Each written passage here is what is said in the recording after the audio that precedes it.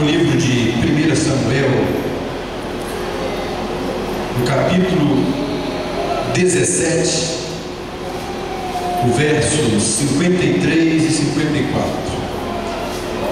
Minha esposa já não está mais quase nem aguentando louvar, que esse ministério de vocês, né, causa um desgaste na garganta e vem cantando todo esse tempo aí, né, louvando e bendizendo o nome do Senhor.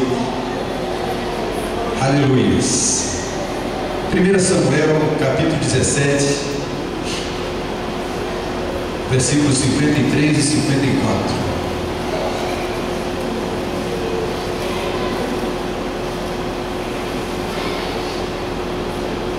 Glória a Deus. Diz assim a palavra do Senhor: Então voltaram os filhos de Israel de perseguir os filisteus e lhes despojaram os acampamentos.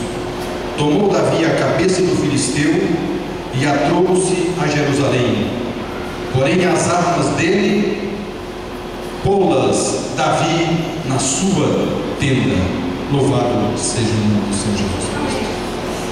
Glória a Deus. Um texto já conhecido, que fala da história daquele homem que foi sempre diferente, o escolhido de Deus. E Davi aqui, meus queridos irmãos, ele estava diante de uma grande dificuldade. No entanto, ele tinha grande facilidade também para fazer parte naquele momento daquela luta. Aquela luta, ela significava a liberdade de Israel.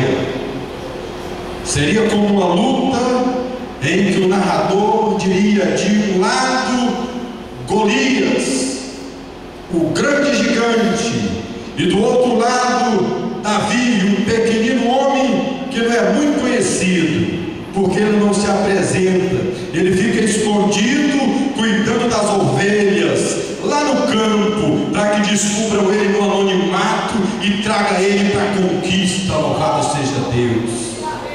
Aleluia. Só que houve uma preliminar para isso, irmãos. Havia uma recompensa para aquele lutador.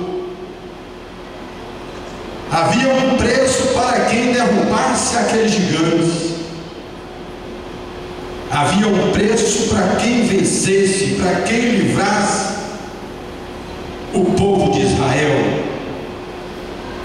Essa era a preliminar. E a quem matasse aquele gigante receberia riquezas, conforme diz no versos 25 do mesmo capítulo.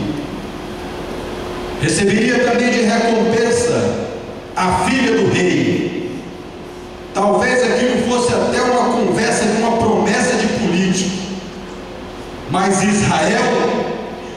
Daniel, ele se apresentou naquela hora. Aquele que estava sempre no anonimato, sempre em segundo plano, rejeitado muitas vezes. Mas ele, queridos irmãos, ele assumiu uma posição de escolhido por Deus. Aleluia. Nessa preliminar, o que farão ao homem que matasse aquele gigante? O que seria feito àquele homem? Estava sendo anunciado tudo isso naquela preliminar. Aquele mesmo Davi que tinha se apresentado a Saul e não tinha muito crédito, era pequeno, não tinha destaque, mas ele queria fazer alguma coisa. E se nós lembrarmos bem da história de Davi, e ele traz isso à memória do povo, ele traz isso à memória naquele momento das pessoas, que ele já havia matado um urso e um leão. Aquele Davi que ninguém imaginava que ia vencer uma batalha tão grande, um inimigo tão grande. O Eliabe, seu irmão, quando vê Davi querendo enfrentar aquele gigante, porque é assim, quando nós queremos fazer alguma coisa, muitas vezes nós somos taxados de coitadinho.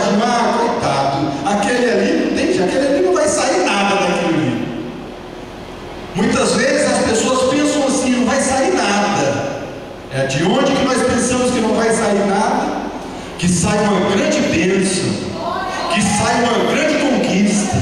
É naquele que está lá escondidinho. É você, irmão, como escolha de Deus. Você que pensa que é um coitadinho, coitado de mim, eu aqui não posso fazer nada. Deus quer te levantar com poder e com autoridade no meio de uma multidão, para ser destaque no meio do povo de Deus. Ele quer te levantar hoje com autoridade e com poder. Quando Deus te falar, vai, não passa para outro não. Assuma o comando da situação. Mude a situação através de uma atitude sua. Se apresente para Deus como instrumento para ser usado. Esse gigante era um vencedor. Ninguém ganhava daquele homem, daquele gigante. E muitas vezes, diante da situação, diante do quadro, o que acontece é isso: é ficar com medo, é ficar inibido. Mas nesta noite, queridos irmãos, Deus entra com providência na tua vida e diz: não tenha medo do gigante, não se dobre ao inimigo, não se dobre a Satanás.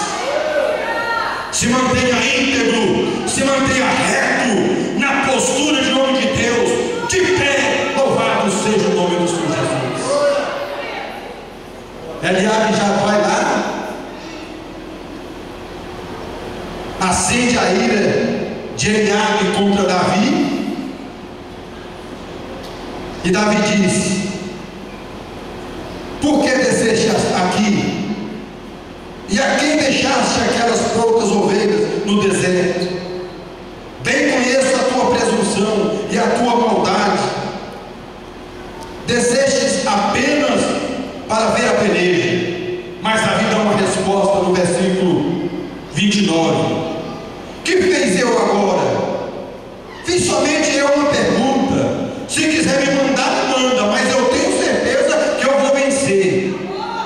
Eu vou vencer. O crente tem que ter essa convicção, tem que ter essa segurança. Tudo está contrário, tudo está contra ele, mas ele tem a convicção: eu não quero nem saber, eu vou vencer. Eu te dou minha palavra que aquele que está em mim é maior do que aquele que está no mundo. Pode mandar vir, venha, se levante inimigo contra a minha vida, porque eu estou do lado do Todo-Poderoso, o Senhor dos Senhores, o Deus poderoso que cuida da minha vida e cuida da vida da igreja.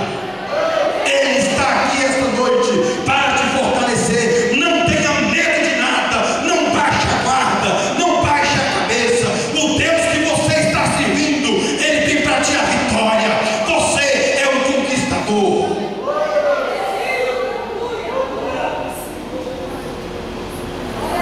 Diante, irmãos, dessa situação, quando as pessoas vierem dizer para você, dizer que você é coitadinho, que não vai sair nada, não se abata com isso não.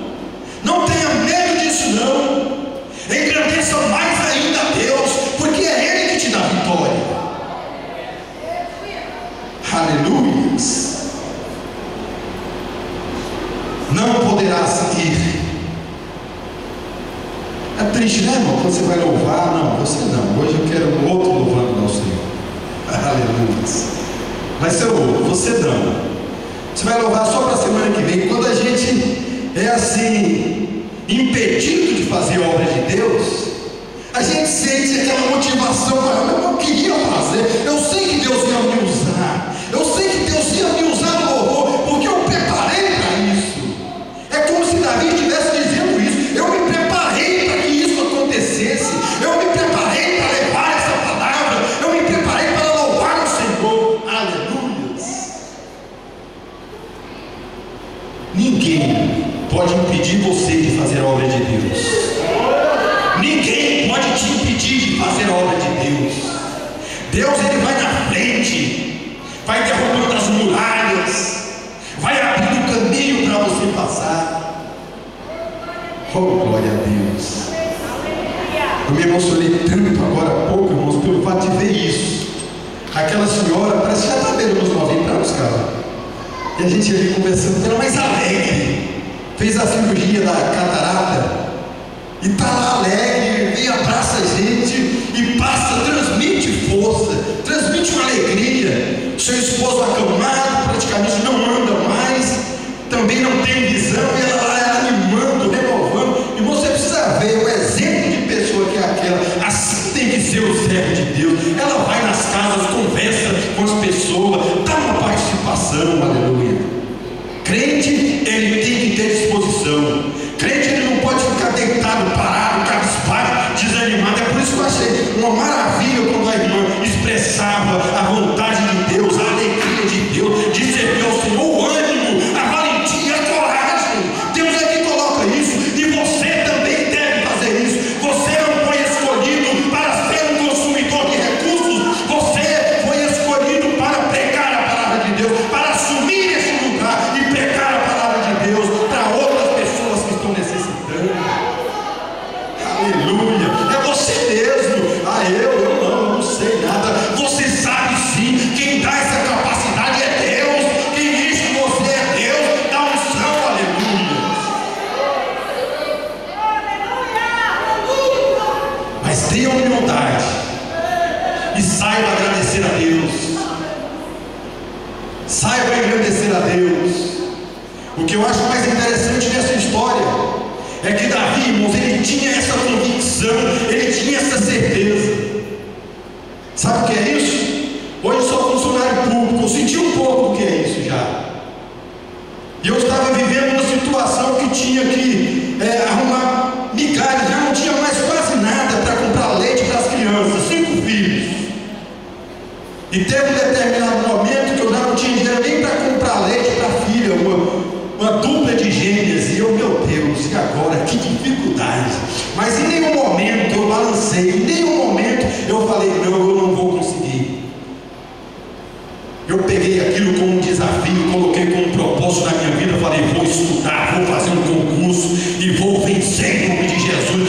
Ganhava R$250, pagava 230 de aluguel, falei, meu Deus, eu vou vencer. Estudei, irmãos, passei com 100%, para não estender muito, passei com 100% naquele concurso. Hoje praticamente tenho toda a liberdade. No meu emprego é o local onde eu mais tenho liberdade de buscar ao Senhor, de fazer a vontade de Deus. Sofri, comi o pão que o diabo amassou, mas até conhecer o pão da vida, e Deus tem suprido as minhas necessidades. Meus filhos estão lá louvando ao Senhor, aleluia. Eu não parei, eu não fiquei com medo, 100%. Fui fazer um teste físico, irmão, uma febre que numa temperatura de 30 graus, 35 graus, eu tremia de bater o queixo, mas fui fazer aquele percurso que tinha que fazer umas corridas naquele estágio. Eu estava com o nariz entupido, de repente saiu umas coisas do nariz, e Deus foi me dando força. Aquilo que eu estava lá para trás, fui de sapato, fui de roupa esporte, para dizer até para eles,